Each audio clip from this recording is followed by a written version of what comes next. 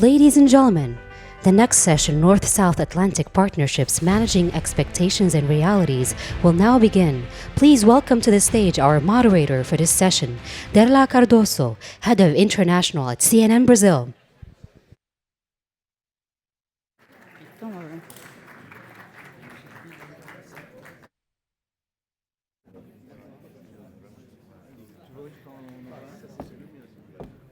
Morning, dear colleagues. Welcome to our next session, which will be about North and South partnerships. We are indeed living in a world where geopolitics is shifting. And those changes are not just visible in the news. We can feel them in our pockets. For some people, including in their way of not achieving their dreams through working, studying, or traveling. The conflicts such as Ukraine and the rising tensions in Latin America involving Venezuela are just two examples of the urgent necessity of the Southern economies to look a modern way to relate with the Northern partners. At the same time, the struggles in the domestic economy are there to be dealt with. But how to move from a historical alliance based on exploitation to a relation with truly mutual benefits? The order of the day for the Global South is to strategically redefine its domestic priorities, forge new partnerships, and navigate the complex strategic rivalry between the United States and China. At the time of a critical interdependence, traditional North and South relations are facing unprecedented time of pressure. With our attention on this, which will be the future of North and South relations? Well, we'll try to give some answers in this panel, and in order to do that, I will introduce you four distinguished panelists, beginning with Her Excellency Dato Astana Abdulaziz. She's the Deputy Secretary General for ASEAN Political Security Community. Welcome. You can sit here, please. Next is the distinguished Ambassador Bernardino Leon, former Special Representative and the head of the United Nations Support Mission in Libya. Please.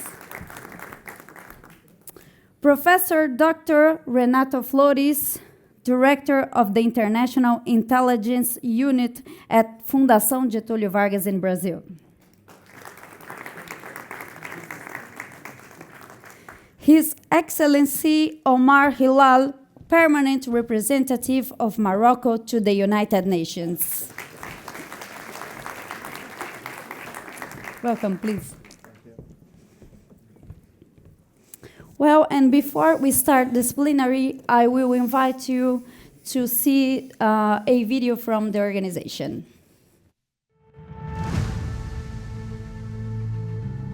North-South partnerships remain crucial for addressing global challenges, from sustainable development to energy and digital transformation. These partnerships often face asymmetries in power, finance, and influence, where expectations clash with strategic realities. Reimagining cooperation means balancing ambition with realism, transforming rhetoric into actionable and equitable frameworks. Partnerships are evolving, requiring solidarity, shared responsibilities, and mechanisms that build trust and accountability. Southern actors can strengthen their negotiation power to secure fairer and more sustainable outcomes in global partnerships. How can North-South partnerships evolve beyond traditional donor-recipient dynamics to reflect genuine mutual interest and shared responsibilities?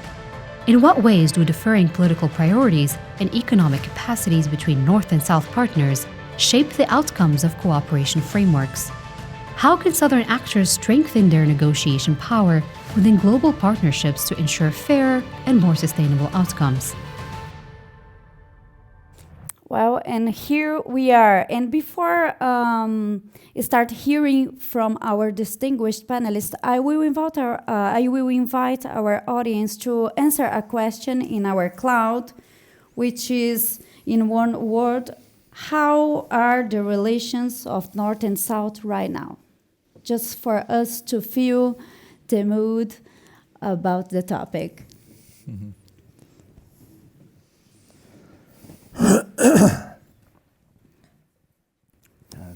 Tense. We are not seeing the T word, as our moderator friend said yesterday: inequality, changing, inequality, tense, unbalanced.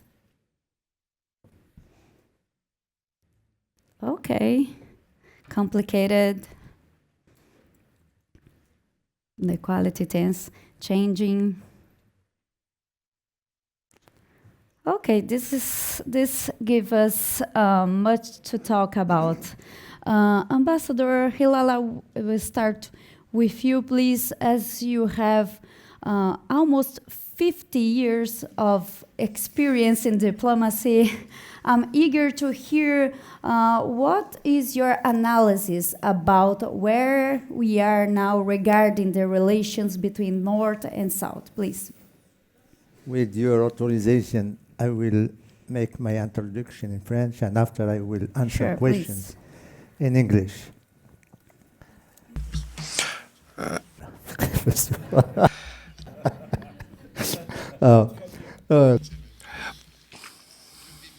We live in a world where multipolarity is the new normal, where geopolitics clash, where alliances are shifting.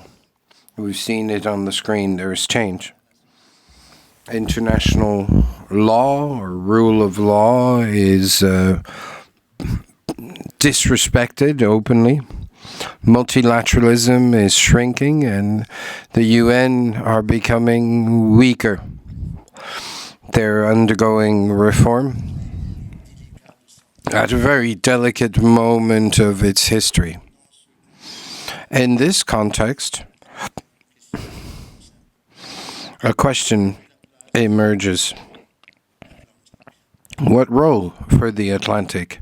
I would say that the wider Atlantic, North and South, is aligned to the world as it is today, with contrasted realities,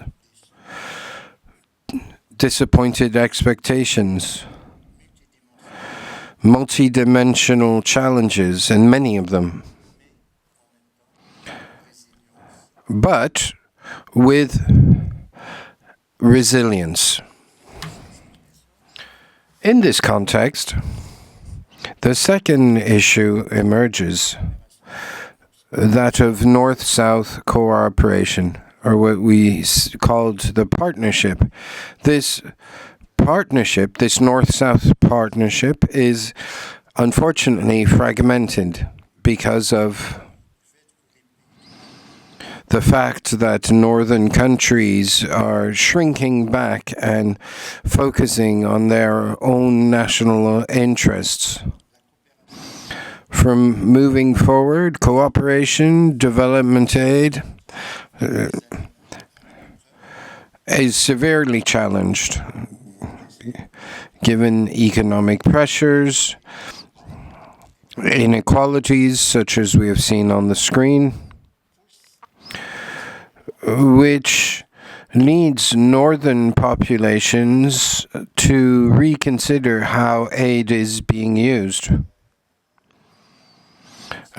And this is being made worse or exploited by very negative populist speeches or discourse.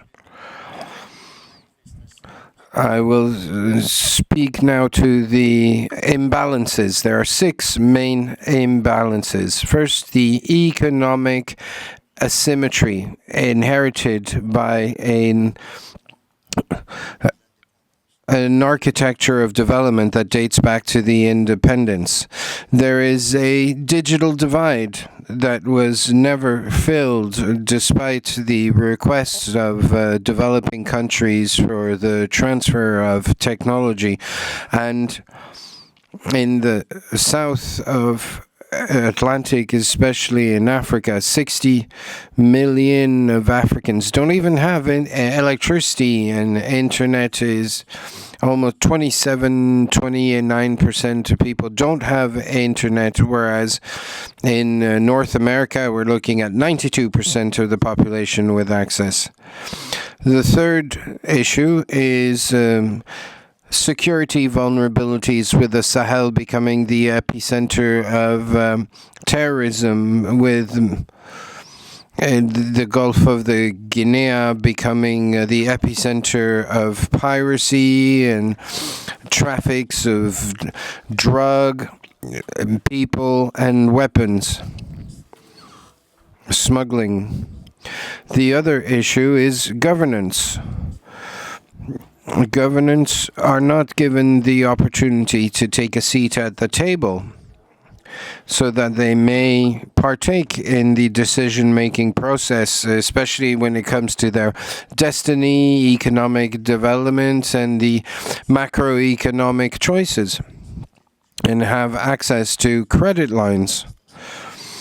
The other manifestation of this gap is the sacrificial goat that is put forward by northern countries, when in fact there's only about 2 to 4% of the migration from the south that actually goes north. It becomes daily fodder for the headlines, and it creates a feeling of rejection for the foreigners, where Europe, at a time when Europe needs migration more than ever, given its demographic decline and its need for labor, and especially now,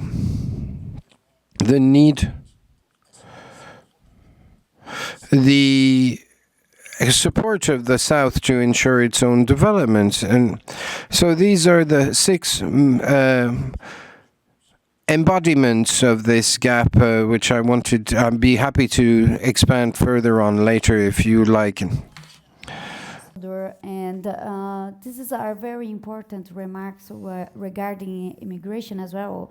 So much that you said was important, but this especially strikes me because it's all over the news that the migration is a problem and the problems are brought from immigrants. So thank you so much for this. Moving to Professor Flores, I would like to know, what do you think are the challenges of the relations of North and South? Oh, thank you very much. Before answering, I must qualify this distinction, North-South. I think it's over. It can be useful for certain kinds of analysis, but I think it is misleading if we use it as a frame of reference to discuss the present situation. I remind that not long ago, we had already changed it to the global South and the incumbent North instead of North-South, which I think had its merits. But nowadays, the incumbent South has changed. Europe is in a state of flux, and will continue like this. Of course, it will find its way someday, but not in the near future. So what we have now, and I invite everyone in the audience to read the November this year National Security Strategy of the United States of America, What you have nowadays is a hegemon who feels that or fears or doubts about its power, and then you don't need to be Freud, you don't need to be, if we speak in English, in Français, Jacques Lacan, to see that if one publishes a document with 30-something pages, and in every page says, I'm powerful, I'm good, I'm strong, well, you have a problem. You should go to the shrink, okay? So we have a hegemon, but he still is the hegemon. Let us not forget this. With in decline, so he wants to show that he's still powerful, and we have the rest. I think it's better to think in these terms. So the solutions, not solutions, please, but the suggestions I'm going to present to the three questions which were made will be under this context. How does the rest act to live in this present reality? And if I could be dramatic, forget North-South. Let us think about this, because the reality is completely different. It's no wonder, and I liked it very much, that the word tense appeared in your short survey. Mm-hmm. By the way, not statistically reliable, but that's another point. But tense appeared several times here. And there's no wonder, because now we are reasoning under a narrative of fear. And this is very bad. If you take decisions out of fear, you are going to take bad decisions. So my points will be, get out of this narrative of fear, and let us try to see how we manage a complex, another word which appeared, a complex relationship of the rest with our dear hegemon. That's the point. So maybe I stop here, no, and then I have my suggestions that I would like to give, but I'll give them afterwards. Thank you so much, Professor. Grazie tanto. Well, moving on to Ambassador Leon, in September, you stated that international relations are no longer the same as they were during the Cold War. So I'd like to hear from you, how does this idea dialogue with our topic today? Well, first of all, thank you very much for the invitation. It's wonderful to be here in Morocco again and in this wonderful Mohammed VI Polytechnic University. And yes, I said that, and I think that idea of a change of the world order should complement what has just been said about the reconceptualizing North and South. We are in a transition, and it reminds me a very nice quote that Gramsci, the Italian thinker, said: "The old world is dying, the new world is coming, and in this dark and light time, the monsters of history are appearing, and these monsters of history appear in these moments of transition when we have no references, and this is what we are living now. We are in a transition. We don't know very well what the new world will be in the 21st century. Definitely, I agree completely. We need to change the concepts, and I'll give you an example. After I left Libya in 2016, I was for a few years creating and developing a diplomatic academy in Abu Dhabi in the Emirates. And I think the Gulf states are the best example because they used to be linked to the north in the past, and we used to see Saudi Arabia, UAE, Qatar as strongly linked to the United States, to the Western countries. And last year we have seen them joining the BRICS and saying we are not north anymore, we are rather south. But so this old divide between a rich north and a developing south is changing, and so we need to understand this new world, which we don't know how it is going to look like. So that as a general answer. In the meantime, we are facing serious problems, and we cannot afford waiting for this new order to be defined by all of us around the world. We are facing problems. Migration has been mentioned. We are facing problems with energy. We're facing problems with international trade, and we need these solutions now. We are all losing from this lack of understanding. So we need a new agenda, and the agenda is completely fragmented at the moment. We need to rebalance relations because this is not, even if we don't know very well what the new order will be, we know that it will have to be fairer, it will have to be more inclusive, it will have to be more balanced. These old Cold War world in which the superpowers were defining the rules and everyone else was following is over. It's over because our societies have changed enormously, and now the civil society has to be part of the answer. So, and we will need bridges.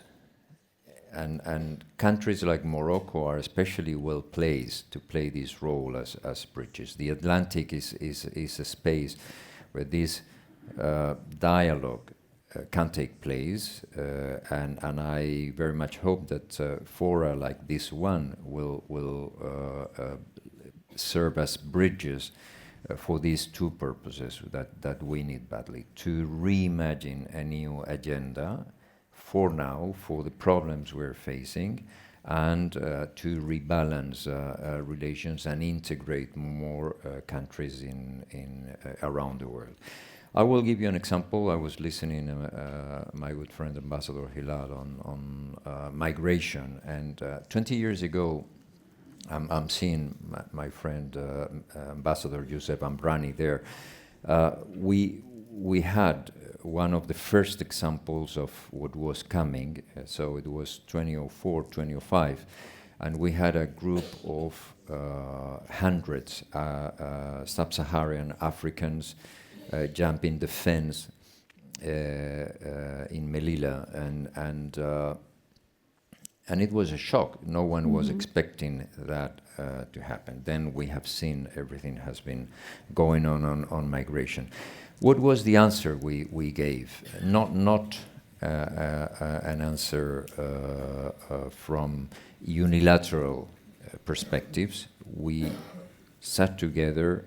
We said this is something we have to address together, and then we talked to our sub-Saharan African friends, to the European Union, and we called a conference to discuss migration, but not from a security perspective, but from an integration perspective, where we were all seeing the problems from the perspectives of origin, transit, destination countries, and the idea that was taboo at the time to link migration and development and to delink migration from security started, and since then we have seen that, unfortunately, instead of deepening that perspective, what we have seen is populist parties insisting on seeing migration from a security perspective. So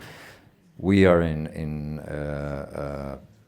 a very complex situation in Europe. I agree completely, and it is a moment for southern countries, from Atlantic countries, to insist on these new ideas. Thank you so much for the answer and for this practical example. As I'm a journalist, I really enjoy practical examples, and I really liked the one thing you said about Saudi Arabia as an example of a southern country that it's in another place. We have now a lot of economies that rely on other southern partnerships. We have, for example, my country, Brazil. In which its agribusiness relies so much about the demand coming from Saudi Arabia. So thank you so much for your answer, Ambassador. And moving to our Ambassador, Astana, please, we are hearing so much in this conference that multilateralism is in danger, and then Ambassador Hilal said that multilateralism is shrinking. And I would like to hear about this crisis of multilateralism, and if you could please explain a little bit about your organization for those who don't know a lot about ASEAN, and if you can frame this in our topic today about North and South relations. Thank you, Delda. And first, I want to thank Policy Center for enlarging the invitation to an Asia-Pacific organization to join the Atlantic discussions. Thank you for that. I think in talking about ASEAN, I'm going to sound a little bit more upbeat than some of the previous speakers. If I may introduce ASEAN, we are now a grouping of 11 developing countries. For a long time we were 10, but as of our last summit at the end of October this year, we admitted Timor-Leste as our 11th, and by right should be our final member in ASEAN, because ASEAN is a regional grouping and the region is Southeast Asia. So we feel that with the inclusion of Timor-Leste, that now fully represents the entire sub-region. ASEAN is diverse in every way. Among the 11 countries, we represent all the major religions. Our cultures are quite diverse among each other, or among some countries within us. Among the 11 of us, we practice different forms of government. We've got an absolute monarchy, we've got democracies, we've got socialist governments, we also have one military junta. So I was a little bit surprised at one of the discussions 2 days ago on democracy, where I felt the implicit suggestion was democracy is perhaps the only form of legitimate government, or the only legitimate form of government, and I think this is a position that within ASEAN we absolutely reject. To Western position, maybe? Sorry? To Western position? It's something we reject. And I think also it's not within the UN Charter. The UN Charter doesn't say it. So this is a creation, I think, that has come out from certain maybe parts of the world or certain groupings. So as you can see, ASEAN is very liberal in our approach to the forms of governance, where our approach, I would suggest, is to each his own. Countries are sovereign. They need to decide for themselves what works best for them. This is an UN Charter principle. This is very much an ASEAN Charter principle as well.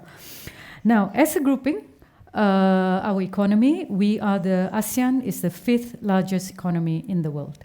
I believe the IMF puts us as already the 4th largest economy in the world currently, but in our projections, we hope to be the 4th largest by 2030. If it comes sooner, better for us. ASEAN practices friendly relations with all countries. We do not choose friends. We don't believe in that approach. And we were formed in 1967. At that time, we were 5 countries. Over the years, we enlarged. The initial, I would suggest, decade, the initial 10 years or so, we focused very much within ourselves, what it is that we want. A lot of it is on because we are all small countries that were newly independent at that point in time, so we focus very much on economic development, etc. But within 10 years or less than 10 years after our inception, the big countries around the region and further away actually approached ASEAN and says, hey, we want to have a relationship with you. So ASEAN created what's known as a dialogue partnership. And what a dialogue partnership is that ASEAN has a relationship with that country where that country and ASEAN works together very much to assist ASEAN to grow our capacity in every area of work that we can think of. At the moment, we have 11 dialogue partners. Many of them are developed countries, but some among them are also the higher level of developing countries. Some of them are, let's say, China, Japan, Korea. We've got Australia, New Zealand. We've got India. We've got Russia. We've got the US and Canada. We've got EU, and the last dialogue partner is the UK after it broke off from the EU. So what is it that... maybe before that also. So ASEAN focuses very much on the economy. We are Asian after all, so we are very pragmatic. We look at how we can grow the development levels of our countries.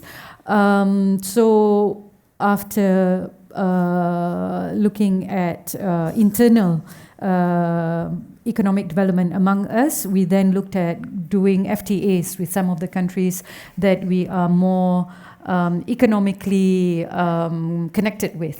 And then as that grew over the years, in 2020 we finally set up the RCEP, the Regional Comprehensive Economic Partnership Agreement. That is essentially an FTA of 15 countries. It is the largest FTA in the world by way of GDP, by way of population that it covers. Currently, ASEAN is working on DEFA, a digital economy framework agreement, looking at how the digital economy is just really prevalent across the world. So we are sort of like taking the bull by its horns, and that's something that we are looking at. We are focused on our rapid digital transformation, boosting digital trade, enhance interoperability, secure data, and support our micro, small, and medium industries. The intent is to double digital economy to $2 trillion by 2030. And then we are currently also working on an ASEAN power grid, which is to connect all the power grids among the 11 ASEAN countries so that that would assist us to also grow much faster. In this, it's interesting because among our membership, we've got very rich countries, Singapore, Brunei. We've got different levels of middle income countries. I think we also have among us one or two what UN would classify as a least developed country. But within the ASEAN Power Grid project, this least developed country will become the powerhouse because it will be very rich in hydropower and other sources of power. So that's where it can actually play a big role in assisting the rest of us. So this is what ASEAN is doing within ourselves. We are making sure we work on ourselves to make ourselves a going concern, that we are economically vibrant, politically stable, socio-cultural. We are working on that to make sure we bring the best for our peoples. In doing this, we don't feel the need that we need to work on it just by ourselves. So where countries have said that they want to partner with us, we open our arms, we welcome them. The relationship is where it is mutually beneficial. So many of these countries, of course, bring money, but that money is not in the form of cash. It's in the form of projects, programs that they work with us. We tell them what are the areas that we need assistance on, that we need expertise for them to share with us. What are the areas we're working on? And we ask them either specifically what it is we want from them based on their niche areas of their superiority, or we ask them what is it that they can help us with. And of course, you know, we don't pretend that this is one directional and we are the only ones to benefit. Anyone who offers you money, it's because they also stand to benefit. But why not? This is how the world works. If we can mutually benefit from each other, this is what we do. So this has been the ASEAN model. By and large, I think it has worked very well. We have very, very friendly relations with our partners. There isn't the sense of guilt or, you know, somebody owing something anything. It is very much on what is mutually beneficial. as you said last year, ASEAN wants to be a friend of all. Is there an invitation for new partnerships? Oh, absolutely. I speak about dialogue partnership because that's the really major partners, but ASEAN has also created two different terminologies of partnerships: sectoral dialogue partner, where these countries, focusing on the strength that they have, they offer to ASEAN, or they come to ASEAN and say, hey, we can work with you in these areas, and ASEAN looks at this and yes, have brought them on. Morocco is a sectoral dialogue partner of ASEAN. And then there is a different category again, which is a development partner. As an example, France and Germany, I think, are development partners. I hope I'm not wrong. And the reason it's because the EU is already a dialogue partner of ASEAN. So ASEAN found it difficult to make constituent members of the EU also a dialogue partner. So then a different category is created, and we look at more specific areas, etc. So it is an invitation to all. If we stand to benefit each other, ASEAN is more than willing to look at it. ASEAN at the moment is looking at many applications in the different areas. Great, great. I'm happy to hear that. And moving back to Ambassador Hilal, I would like to hear some examples of how, in your view, African countries are reshaping their relations with northern partners. Thank you very much for your question. I would say, first of all, that thanks to its geographical position, which is very strategic at crossroad of north and south of the Atlantic, Morocco has a responsibility, but in the same time, opportunity. And as my good friend Bernardino said, talking about bridges, we are building bridges between the north and the south, and we are also facilitating exchange, thanks to our geographical position. And you have been talking about concrete example, north and south. Few months ago, there was shutdown of electricity in Spain and Portugal. Okay. Morocco was there. Morocco sent electricity to just 2 European countries. So now we are thinking about building, also working on giving electricity to the countries in the south. We have South-South cooperation with Africa. Morocco is thanks to the vision of His Majesty the King for the South-South cooperation, which is a really strategical tool for our diplomacy and for the action of our country in Africa. His Majesty the King was the only leader who have paid more than 40 visits to African countries. Morocco is the only country who have the great number of agreements, of cooperations, training, trade, agriculture, having our companies in insurance companies, telecommunications, and now building units of phosphates. Morocco is not anymore exporting raw phosphate, but it's becoming one element of our South-South cooperation by building units to help these countries to reach their sovereign souveraineté alimentaire. So, and the other cooperation is also in the field of security.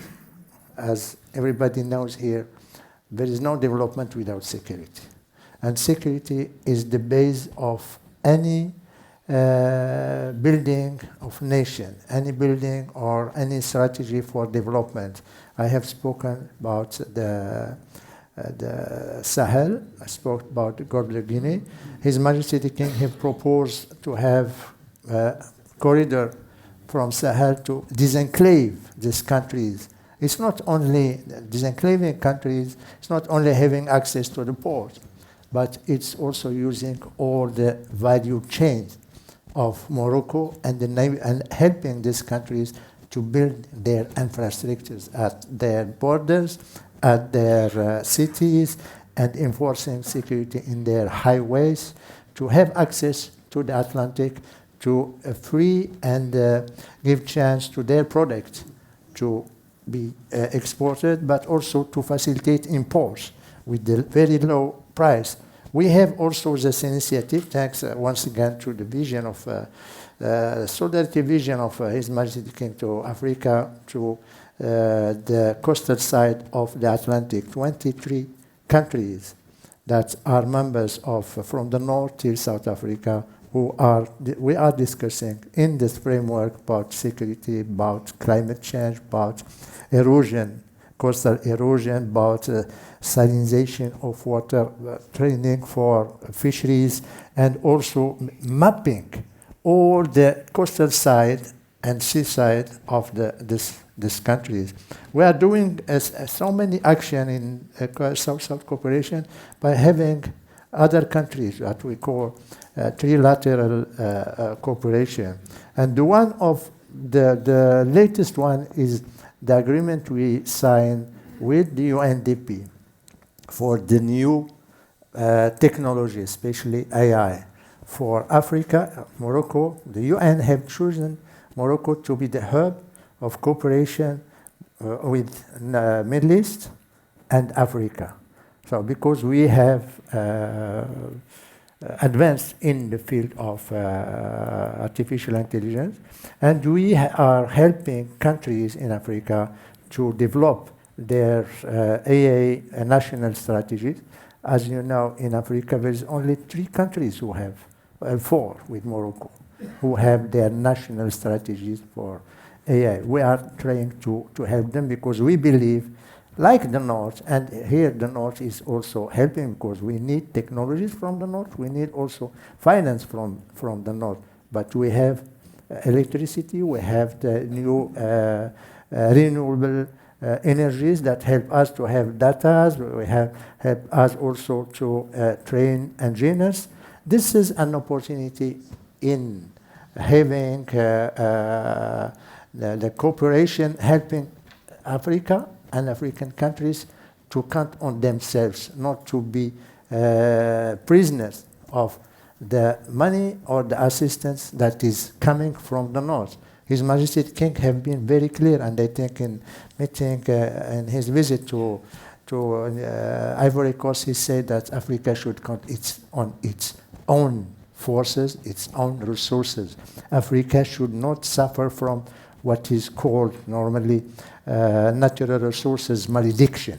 They should be also producing, they should be also sending export to the North, not only sending raw materials or rare materials, but having their infrastructures, having also, or giving also opportunities to their engineers, to their elite, to stay there and to build their countries. That's why I was saying in my introduction that despite all this complexity and the asymmetry between the North and the South, there is a resilience, political resilience, and there is economic resilience, because Africa has one element that will never end, is human resources. Women and men and young people that are educated in Africa, but also those who are educated abroad. And because of the xenophobia, more of them are coming back. And that is an opportunity for Africa to count on its own people to build its future and to give better future to its population. Thank you so much, Ambassador. And you made me very happy with so many practical examples about the Atlantic Initiative. This called a lot my attention because it's an Africa solution to an Africa problem. So thank you so much for your answer. As you talked about the raw materials, I would like to move to the Professor Renato Flores, because I want to bring up this matter that has been in the hotlines for the last few months, and even here in the Atlantic dialogues, which are the deals involving rare materials. And the Brazilian President Lula traveled to Mozambique 3 weeks ago, And Professor, he said, we need to talk about sovereignty when we talk about critical minerals. He asked for investments in shared social and environmental responsibilities from the northern countries. And we know there is a clear dynamic between North and South regarding natural resources. So how can these partnerships truly evolve to reflect mutual interests? Thank you. I would like to practice what I preach. So I will address your question and will profit also to give a few other suggestions which are related also to your question. So, first of all, general statement regarding your question. Everybody is weaponizing everything. So I think we should weaponize commodities and raw materials. It's silly to say, well, I have lots of lithium and I'm not going to sell it to anybody. That's foolish. So let us sell it, but let us weaponize the lithium. Let us weaponize cobalt. Let us weaponize copper. So let us do deals. Let us give the raw material, the strategic minerals, which 10 years from now will be non-strategic minerals, by the way, so we should profit from the moment. And let us trade for specific technology, not technology transfer, but each country has a specific need of technology. So let us trade for specific technologies. Let us trade for import of good practice which will apply into the country. So my first answer straight to your question is let us have an open mind regarding the trade of natural resources, commodities, strategic materials. Let us trade, but let us weaponize them. And if you misbehave with me, I don't sell it to you. That's what, by the way, the Chinese did. You like examples? The Chinese did this marvelously. Well, they said, well, I don't give you anymore my rare earths. I don't give you anymore my critical materials. And suddenly things changed internationally. So this is the first point. The second point is that this is helped if we do it in a context which has been, for instance, we had the wonderful example of ASEAN. I'm an old-time fan of ASEAN. There is ASEAN. There is BRICS, which is something unknown. People criticize BRICS and say, well, I don't know what BRICS is. Wonderful. That's what BRICS wants. BRICS is something loose, but which works. Let's not make BRICS into something rigid, but BRICS is important. Shanghai Cooperation Organization is important. African Union is important. And why does the regional initiatives are important? First of all, for trade. There is a lot of trade that can be done regionally. If you want a second example, for instance, we criticized a lot the Andean community because there was not enough intertrade. But then, if you look deeply at the figures, you would see that there was an enormous trade, thanks to the Andean community, between the indigenous communities in Colombia, Peru, Ecuador, which traded food and goods of their culture. For them, the Andean community was crucial. So regional associations are important for trade. Second, which is related to trade, food security. Food security and poverty alleviation. We should trade good practices because something which applies to Cuba maybe works in Colombia, but probably will not work in Morocco. I don't know.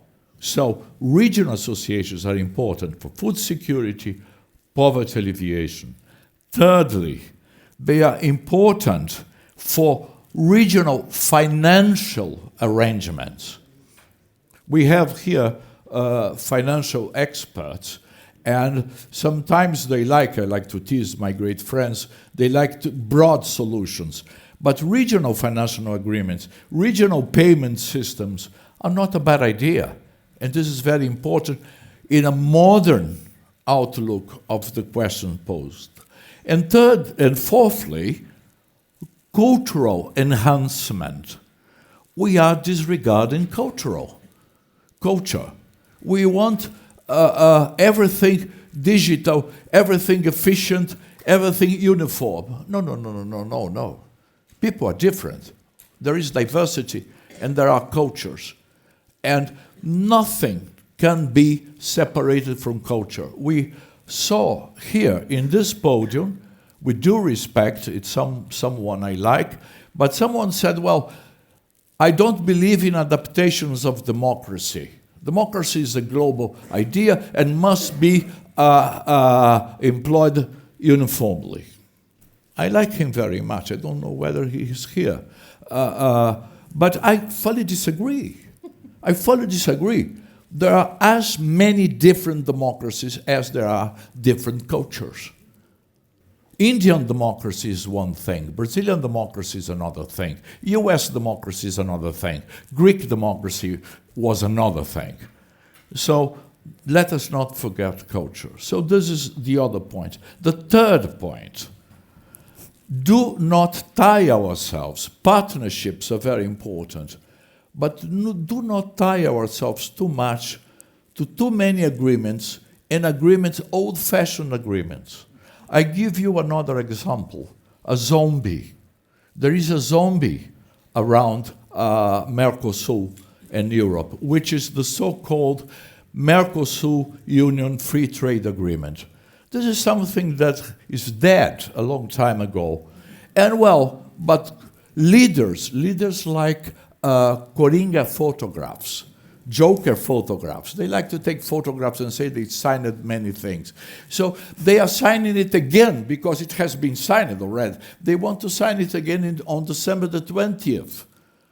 I hope God, Iemanjá, Allah, Buddha, my protector, great Lord Ganesh, don't allow this. Because this is a zombie. It's in no interest at all to Mercosur. Maybe, and my dear ecology friend will agree, maybe it will benefit German car manufacturers with backwardly modern cars and to flood Mercosur with their cars, but nobody else. So let us be aware of old-fashioned North-South style agreement. Another thing very important, if you allow me, yes, and don't look at this with your beautiful eyes. I show you my blue eyes also. So, Professor, the voice of God is talking to me that I need to move to the audience. Look, the people are leaving. Everybody must talk. And I'm going to finish. I still will use about 4.5 minutes. We can't. I'm sorry. The other point, I think it's very important, is regarding the questions, is wise use of the digital realm. This is another thing. Now, everybody shows the statistics, the amount of digital conscious population. And everybody wants to go digital. Why? And they say, because of efficiency. My God, efficiency is a very important variable. But you can't frame or orient your life based only on efficiency. In your private, you have many things, love, leisure, vacations. You don't think about efficiency. So let us drop this efficiency narrative. It is mischievous. It is a poison. Let us use the digital when it is good for us. Not out of efficiency, not out of global efficiency. I don't know what's global efficiency because I don't know who is global. I know Ian, I know Carlos, I know Hung, I know the ambassador. I don't know who is Mr. Global. So let us use the digital wisely, and let us use the efficiency variable wisely. Otherwise, we'll be also trapped in this north-south dependency, because the producers of efficiency, as said my great friend Alfredo Valadão, and Ian remembers this, are the masters of algorithms. You'll be a slave of the masters of algorithms. Let us change it way around. And to conclude, let us not fear. Okay. Moderator, don't fear your speakers. I'm going to be fired at my second panel. Please, Professor. Public shouldn't fear, and the rest shouldn't fear the hegemon. Thank you. Thank you so much, Professor. Now, finally, this is a way to conclude. We will open our microphones to questions. There is someone over there. And there is someone over here. I will take 3 questions, and please make them, and someone over here, please try to make them short, because we have just few time. Who is going to be the first one? Okay, please. Oui, j'espère que ça marche. Je voudrais... I hope it's working. I'd like to thank all panelists, but I love the idea of militarizing and weaponizing our wealth and minerals. It's extraordinary. The example of China was as fantastic, but I want to ask a question. Are all the countries of the South will be able to weaponize their produce? Do we have the strength, the arms, and the power to do so? I'd be happy to hear your answer about it. There's someone here, please. Sorry. Thank you so much, Halima Joundi from Morocco. Mr. Bernardino mentioned that we're heading towards a new world order, that we don't know how it will look like. But what if we are already in the new world order / disorder, as versatile, as uncertain as it is? How are we going to deal with that? And it is here to stay. And also for Professor Flores, you said we live in a hegemony. How to hold the hegemon accountable, and is that even possible? Thank you. Okay, so over there, and then we go to the panelists. Thank you. Kidani Kiros from the Policy Center for the New South. My question is to Professor Flores in relation to the North-South divide. Yes, I understand this narration is a dynamic one. And then I think you have divided it into 3. Before it was North-South, and now we said that it's over, which I don't think so, because from the Global Development Studies perspective, this narration is still valid. And then the second one is incumbent North versus Global South. Yes, of course. Of course, when you go to the Global South, again, because of political and economic change, there are some narrations within the Global South itself as well. But my question is basically on the third one. You said now it is between the hegemon, explicitly you are referring to the USA, and then the rest, more than 190 countries all across the world.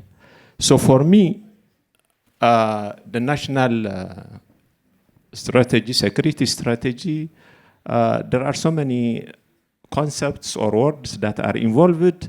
For me, it's about assertiveness, about boldness of the US. It's how it defined itself. And then practically, if you look at international politics level, the US currently is playing an important role. Though, of course, I do agree with some of the policy changes, especially when it comes to multilateralism and foreign policy. So do you think that Russia and the European Union are all together when it comes in terms of alliance with what you call the hegemon? So does it work? Is it real? Thank you. Thank you. I'm going to take one more question. The lady over there, please. Make it short, please. Bonjour, je suis Marie, je suis Ifta Amari, doctor in international relationships and a researcher in the International Center. Now that we all agree that the North-South Atlantic partnership is disbalanced, I was wondering if we should and how we should institutionalize a collective voice of the larger South in Atlantic entities and with other international bodies, especially that the international order, the new order today, is based on a certain number of values, let's say universal values, but that are not at the end of the day as universal.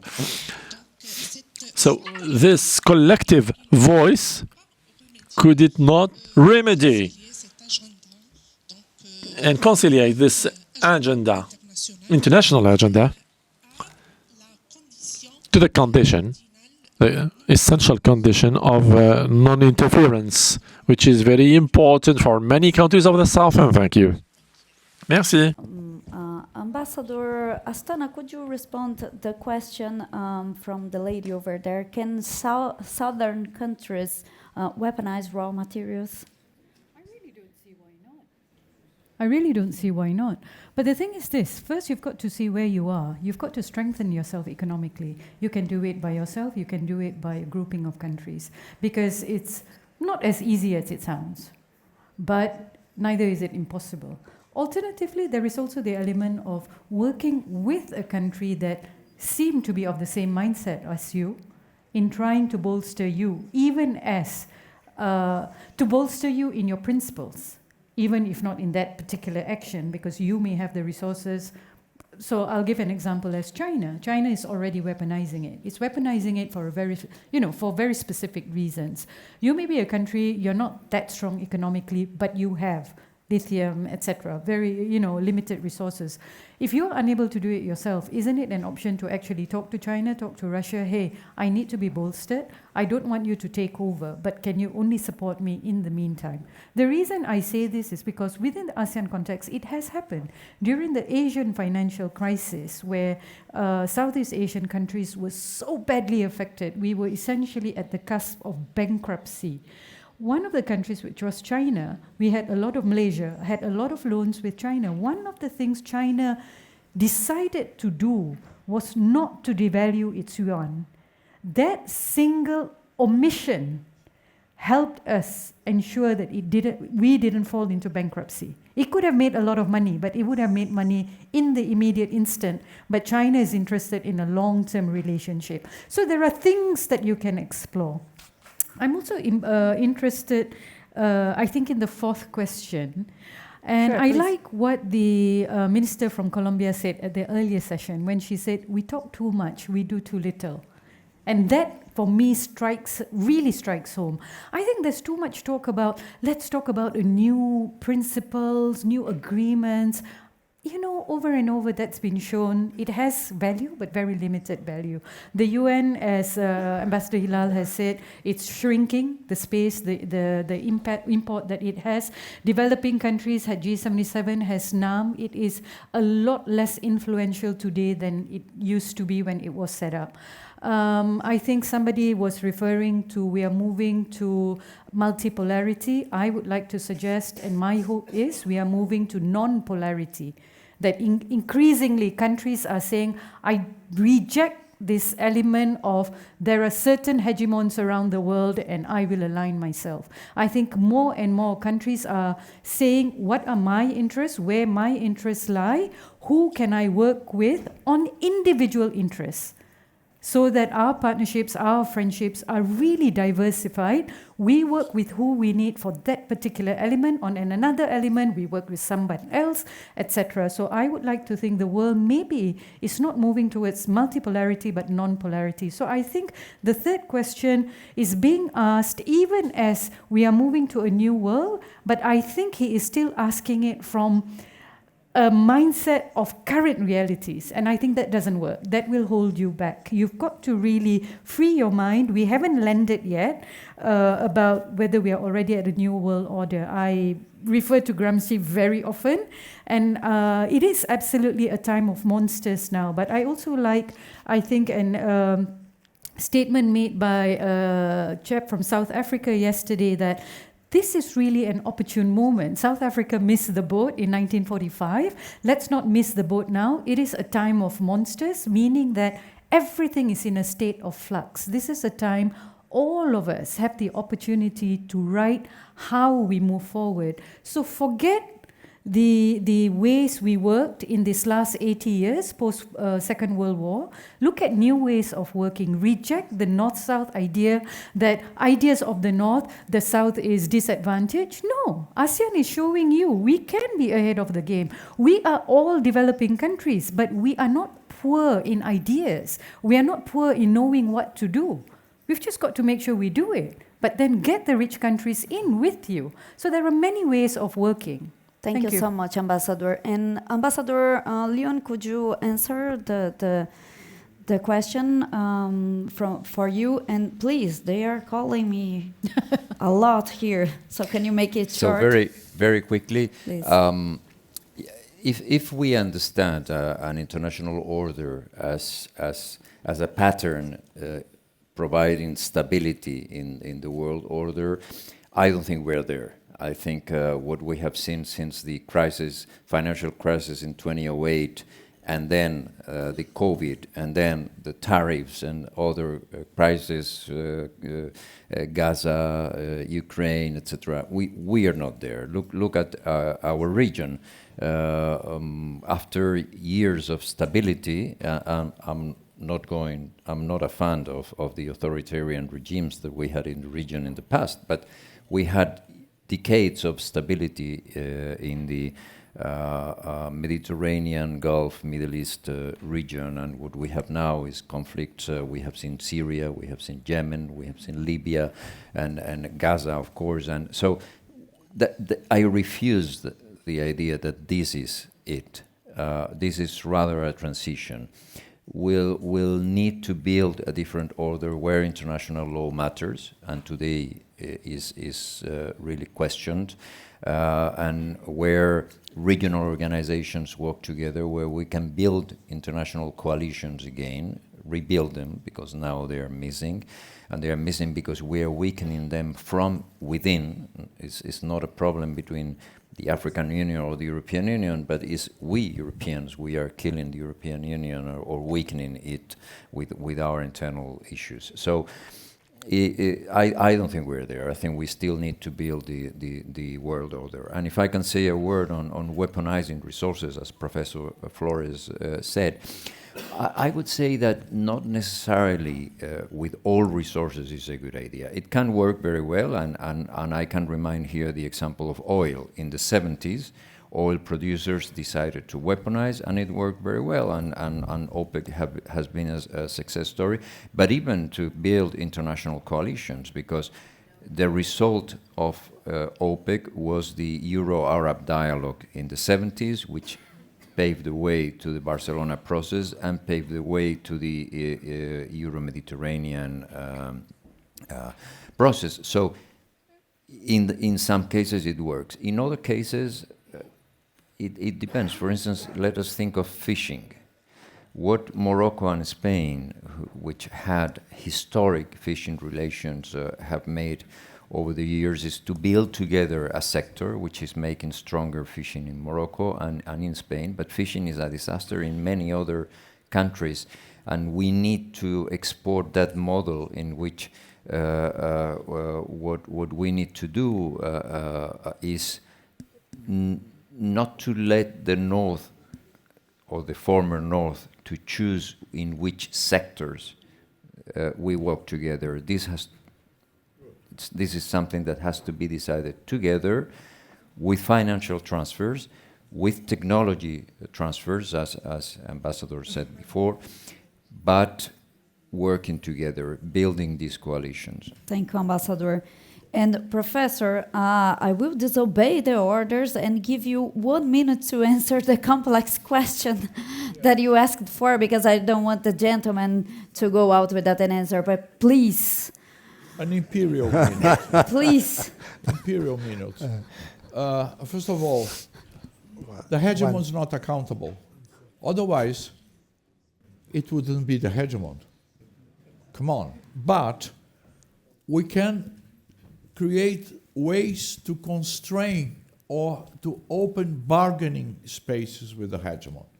That's why the regional associations, ASEAN, Shanghai Cooperation Organization are important. But the hegemon is not accountable, please. The hegemon is not a member of the criminal court, he's not a member of any international tribunal. He's the hegemon. Otherwise, he wouldn't be. But we can create bargaining spaces. North-South, incumbent North, crumbling. Global South, I like very much, because I like sometimes to talk with my Korean friends and say they are members of the Global South. And eventually they agree. So these are frames of analysis. They still are useful for some certain things. But nowadays, we have the hegemon and the rest. I'm sorry. We have a lot of things happening, as the ambassador said, and I agree. But look at the fair tariffs that the hegemon announced.